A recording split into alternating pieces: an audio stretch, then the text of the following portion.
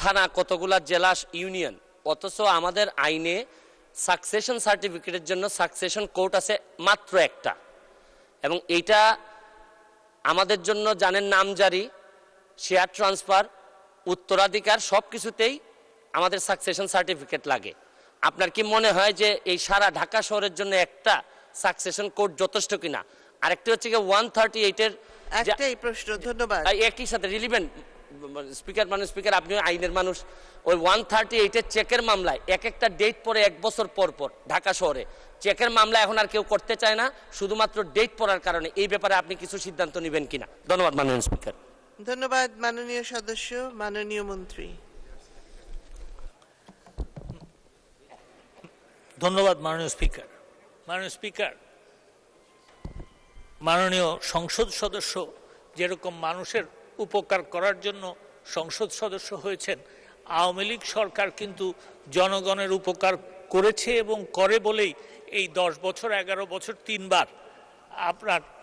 4বার এই নির্বাচনে জয়ী হয়েছে। তো সেই প্রেক্ষিতে আমি বলবো যে যদি এই একটা সাকসেশন কোর্টের যদি না হয় তাহলে অবশ্যই এই সরকার সিদ্ধান্ত নিবে যে এটা আরো বাড়ানোর, এবং সেইখানে একটা যেই আইনি একটু জটিলতা আছে সেটা রিমুভ করার চেষ্টাও আমরা করব, যাতে মানুষ, মাননীয় প্রধানমন্ত্রী বলেছেন ওয়ান স্টপ সার্ভিস, সেই ওয়ান স্টপ সার্ভিস যেন মানুষ পায় সেটার চেষ্টা করা হচ্ছে।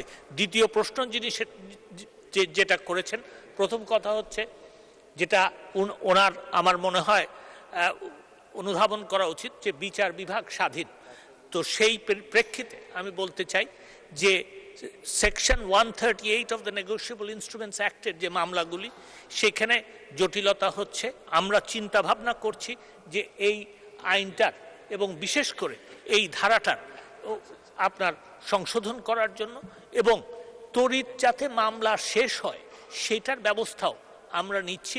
এবং আরও আমি ওনাকে জানাতে চাই যে এই তড়িৎ শেষ হওয়ার জন্য যে কিছু আদালত সৃজন করতে হবে, সেই জন্য অলরেডি আমরা জনপ্রশাসন মন্ত্রণালয়ে লিখেছি। মাননীয় স্পিকার, আপনাকে ধন্যবাদ।